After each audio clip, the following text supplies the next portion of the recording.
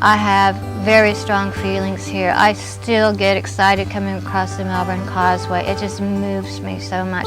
It was a beautiful town, and it was someplace that I always wanted to live, and as soon as I was married, this is where I came. We saw it first in August and closed in September, and my wife's first comments were, we're going to live the rest of our lives in this town and in this house, and so we're here and we're very happy to be here. I think the town founders, if they were still around, would be really pleased with the way things turned out. It's probably one of the best places that a kid could grow up because you really had everything. Well, I think it's the most wonderful little town in America.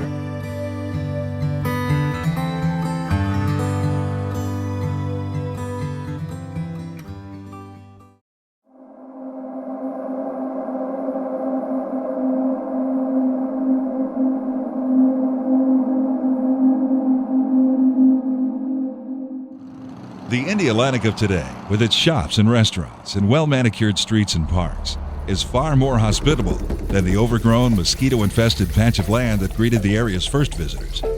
The first inhabitants of our part of Florida and our part of Brevard here in Indialantic were not permanent dwellers. They were semi-nomadic people called the Ice Indians. What little we know of the Ice comes from the journal of a Quaker merchant, Jonathan Dickinson.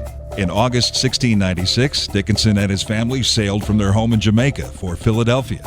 But their ship became separated from the convoy, and then a violent storm, possibly a hurricane, forced their vessel ashore near present-day Hobe Sound.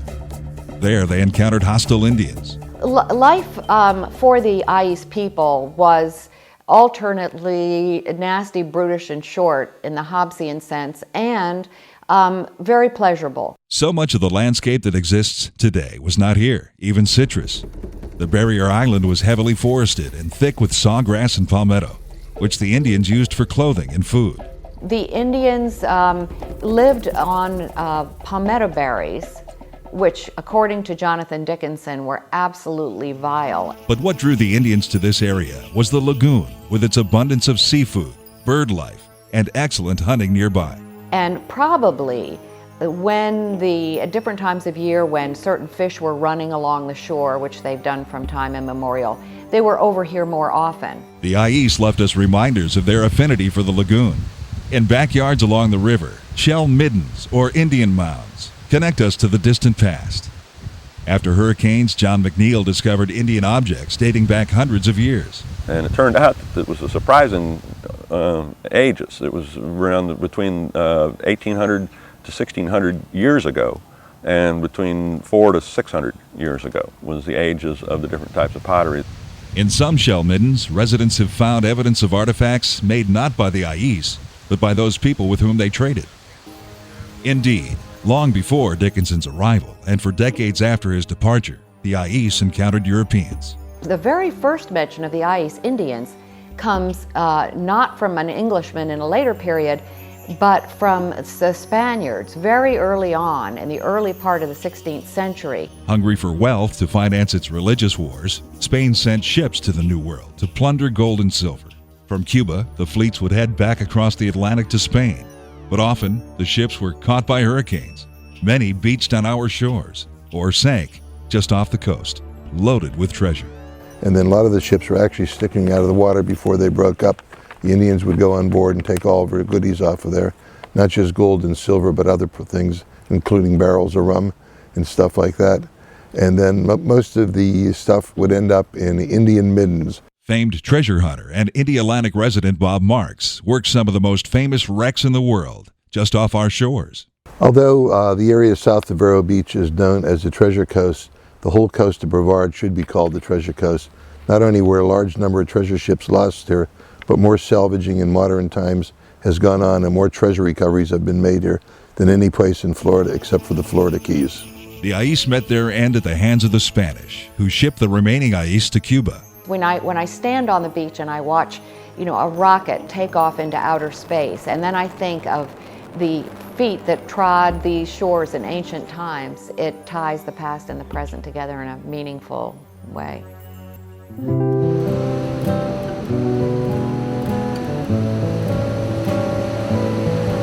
Until the early 20th century, little existed on the barrier island, except for pineapple plantations. That all changed with the arrival of a businessman from Chicago. These are ready, Sean. Among Indialantic's 3,000 residents is Deanne Milligan, a granddaughter of Indialantic's founder, Ernest Cowenhoven. My grandfather, Ernest Cowenhoven, was a visionary, and we in Indialantic today are so lucky because he had the vision of a beach town that would be a mile by a mile. An immigrant from Amsterdam, Ernest Cowenhoven was an entrepreneur. He built bicycles in Baltimore, experimental cars in California, and organized insurance companies in Illinois. And he got sick, and we think he probably had pneumonia. And his doctor said he needed to come south to a warmer climate. So he picked Florida, and he came down, and he picked Melbourne because it was right in the middle of the state, and it had a lovely beach. Cowenhoven and his family stayed at the Hotel Carlton, just west of the Indian River Bluff. And he hired a boat in Melbourne and went directly across the Indian River to the barrier island. And there he could envision and see all the cold, miserable people in New York and Chicago and Detroit coming south for a wonderful, warm winter on the island. A local newspaper reported Cowenhoven purchased several hundred acres on the east side of the Indian River, which he intends to develop at once into a beautiful seaside resort. At the suggestion of a friend, Mrs. Frank Bills, he named it Indialantic-by-the-Sea and established sales offices in Melbourne and Chicago. But apparently, aggressive marketing wasn't enough to lure buyers. Well, lot selling went very slowly, and he realized after a few years that what it really needed was a bridge. Construction crews began work on Cowenhoven's toll bridge in the summer of 1919, nearly 2 years after the county commission approved the project. It was at one time called Cowenhoven's Folly because people sort of scoffed that it could be built or would be built. But Cowenhoven persevered. He financed the project by issuing bonds and using his own money. No public funds were available. On May 26, 1921, the toll bridge connecting Melbourne to the new seaside resort opened to great fanfare. Albert T. Anderson, who helped build the bridge, was hired as drawbridge tender. But of course, as soon as the bridge was built, then Indialantic became a great success and the land sales began to climb. Throughout the 20s, Indialantic experienced a building boom, with houses constructed on Fifth Avenue, Orlando Boulevard, present-day Riverside Drive, and elsewhere. But by that time, Ernest Cowenhoven was just a bystander. He sold his interest in the resort to begin development near the Melbourne Golf Course.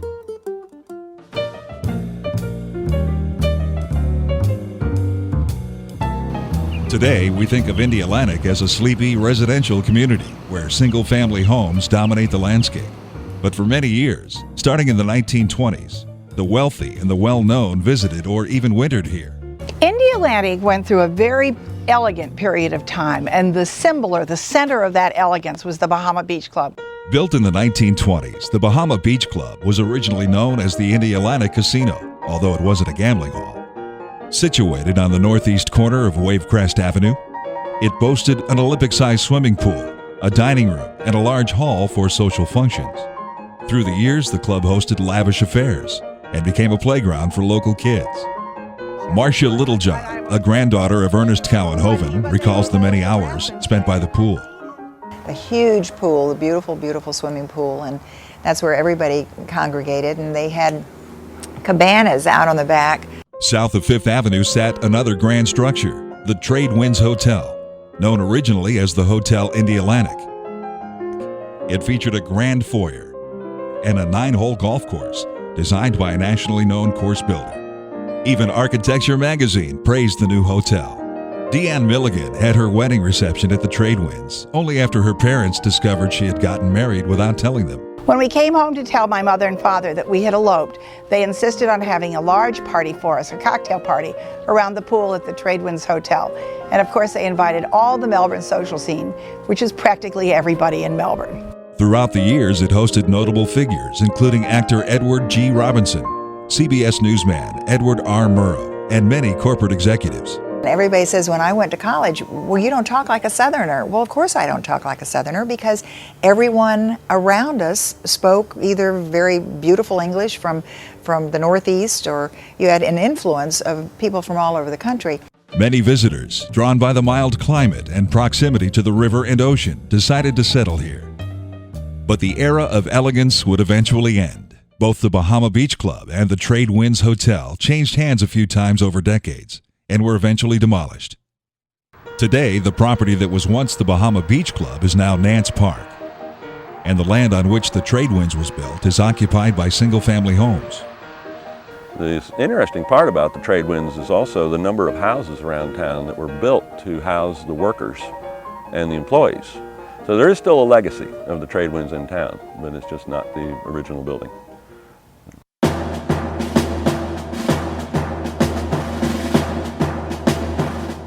World War II turned relaxed coastal living upside down. U.S. ships sailing off the coast were in constant danger of being destroyed by German U-boats. The thing I sort of remember the most was occasionally there'd be ships burning out there that had been torpedoed. So the government imposed strict rules on residents. Every time we drove, our lights had to have blackout things on them so that only a little teeny bit of the light showed. And then in the house, we had blackout curtains that were pulled. At nighttime, Coast Guard men rode horses up and down the beach, patrolling the beach. Ironically, it was the war that laid the foundation for Indialantic to grow into a year-round residential town. The government commissioned 2 nearby naval bases, Banana River Naval Air Station and Melbourne Naval Air Station, drawing thousands of people to the county. And those men who came here and the building impetus that was provided by those 2 naval air stations really not only gave a boost to the population then, but they gave a boost to the population after the war when many of them returned because they liked the area, so they came back. The stage had been set for the growth of Indialantic from a seaside resort for part-time snowbirds into a self-governing municipality.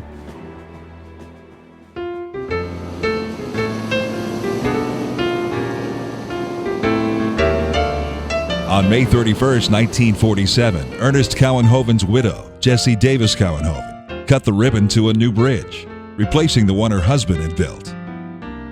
The new bridge made it easier to get to Indialantic. Mosquito control made it easier to stay. Well, in the summer, the mosquitoes were something fierce. You run out to the car and have these palmetto swishes and going like this and jump in the car and hold the doors open up to about 35 miles an hour, and that'd blow out all but a couple dozen, and you didn't worry about them. The Brevard County Mosquito Control District, formed in the 20s, had started to get control of the problem in the late 40s and early 50s. Enough control, anyway, to make year-round living on the barrier island tolerable. Construction of homes continued at a rapid pace, and as Indialantic grew, so too did the need for order. Residents wanted the public beachfront to remain public, as had been envisioned in Ernest Cowenhoven's original plat. They wanted overgrown streets cleared and paved, and they wanted stormwater drainage. So a group formed pretty much around the issues of zoning and fire and police and beach, those 4 issues. But also the beautification and so forth were part of it.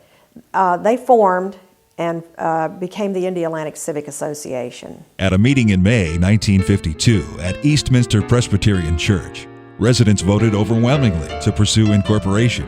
6 months later, on November 12, 1952, residents who owned property and were registered voters in the county had their say in the final decision. Of the 146 ballots cast, 81, a majority, were in favor of incorporating Indialantic. Well, let me just give you the names of the people who wound up being the city council people. John McLean was the mayor, the first mayor. Walter Hayward was a councilman. Roger Broom, who was a local business owner, and his son is still here. Walter Rowland and Don Scott. Don Scott owned a car dealership. Councilman Hal Guerin was, of course, a local business owner. In the following weeks, the council established ordinances related to business licensing fees, construction, sanitation, and tobacco tax, among others. But just 3 months after its founding, Indialantic's future was threatened by its first major controversy: whether the town council should have the authority to levy property tax. There was a big fight, and the town, it was about dissolving the town right after it was founded. But of course, that was one on the side of the people who wanted the town and realized that you have to pay taxes. Indialantic survived, and so too did its right to levy property tax. Let's go for main engine start. 7, 6, 5, 3 engines up and burning. 3, 2, 1, and liftoff of Space Shuttle Discovery, beginning America's new journey to the moon, Mars, and beyond. Indialantic exists in the shadows of Cape Canaveral, but more than just a nearby landmark, the Cape and the people it attracted fueled Indialantic's growth. Both Homer and I came to the conclusion that there was going to be an enormous amount of telemetry business here at the Cape, and we might as well be close to it. George Shaw and Homer Denius formed Radiation, a small electronics company that developed technology for the space program and would eventually become Harris Corporation. The company was headquartered in Melbourne, and Shaw, Denius, and some employees made Indialantic their home. Radiation was among several technology companies that started in Brevard and attracted new residents to Indialantic, people like Lou West. I came here in 1954 as a new bride, wife of Charlie West, who was one of the first people in the space industry, which was a burgeoning thing that nobody understood at that time. Charlie West and some friends, including John McNeil, formed Sorobon Engineering. And they basically worked out of their garages on their first parts of equipment, which was a device to do input and output to a computer. And in 1969, when they sold it to Mohawk Data Systems, they had 450 employees. Race car driver Jim Rathman, a winner of the Indianapolis 500, was among the many entrepreneurs who saw opportunity in Brevard. Well, that's when I bought the dealership. I found out a year or so before that they was going to put the Kennedy Space Center here and spend billions of dollars going to the moon and all that stuff, and I figured it would blossom and boom a little bit. Rathman built his dealership on US 1 in Melbourne and settled in Indialantic. He developed friendships with several astronauts. They liked Indialantic too. They'd all come down and we'd party and so forth. They wound up here more so than Cocoa Beach. Along Fifth Avenue and A1A, you could find stores offering flowers, clothes, books, gifts, swimwear, and the most convenient dry cleaners anywhere around. And I put in one of the first drive-in windows at a dry cleaners that there was in the state. And it was always really successful because you could drive by, stay out of the rain, you didn't have to take the kids out of the car, and a very convenient thing to use. It really caught on. The desire for convenience drove many Indialantic parents to push for the construction of an elementary school on the barrier island. I know my mom was real involved in getting a school here on the beach because we just needed a school on the beach. Located just outside town limits, Indialantic Elementary was built in 1957, eliminating the need for children to commute to the mainland. 8 years later, in 1965, the county built Hoover Junior High next door. After the Christmas break, that's when we went to the brand new Hoover Junior High School.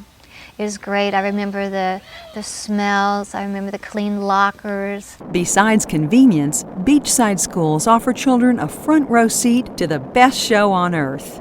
I guess everybody couldn't just walk outside of their elementary school in Indialantic Elementary, like I did in Indialantic Elementary, just walk outside and see the space shuttle go off.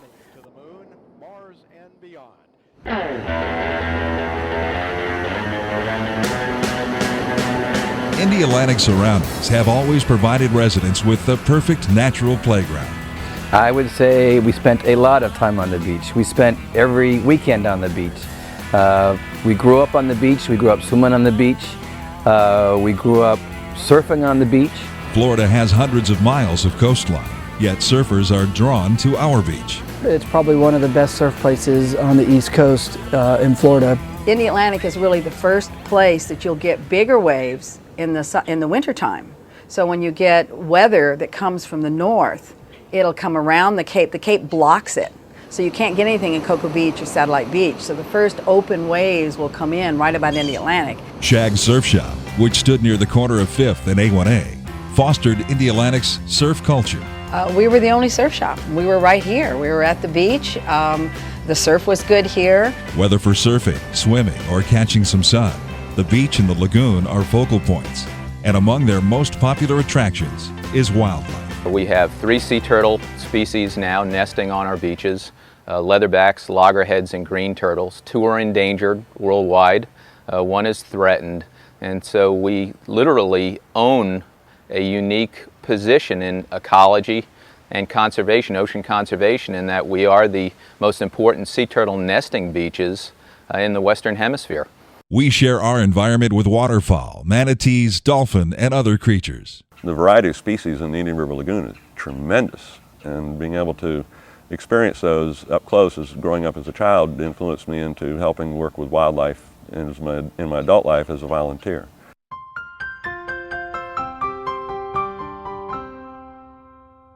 In the 1950s, vacant land was everywhere. Today, Indialantic is nearly built out, with just a few scattered empty lots remaining. Strict zoning laws passed in the 70s prevent development of towering high-rises. When I was mayor in the 70s, we installed a 35-foot height limitation. The reason we did that is because of the concrete jungle that was forming on the beaches down in the Miami and the Lauderdale areas. While new beachside condominiums conform to the height restriction, many residents keep a watchful eye on development. The biggest issue that I see is the concern about building heights and making sure that we continue to defend our building heights as we have in the past. At its heart, Indialantic is a residential community. The town charter expressly states this fact. But as it has since the 50s, the commercial district continues to serve an important purpose, catering to the needs of residents and visitors. And as their tastes change, so too does the face of Fifth Avenue. What we see is the influx of a lot of people coming from down south and moving up here and seeking a little more peace and calm, yet a little sophistication as well. New residents fleeing congested urban centers join longtime residents who never desired to live elsewhere, and those who did move but came back. I did at one point live in Orlando, so I decided that the only reason why I was living over there was because I didn't want to have to say I never lived anyplace else. And I thought, well, that's crazy. I found upon moving back that I had a lot of camaraderie with people who also went off, saw the world, and realized that Indialantic was a really special place to be. There's a character to this community that you don't see in a lot of communities in Florida, but even beachside communities. 55 years after incorporation, 3,000 people call Indialantic home, drawn to a 1 square mile seaside community between the Indian River and the Atlantic Ocean.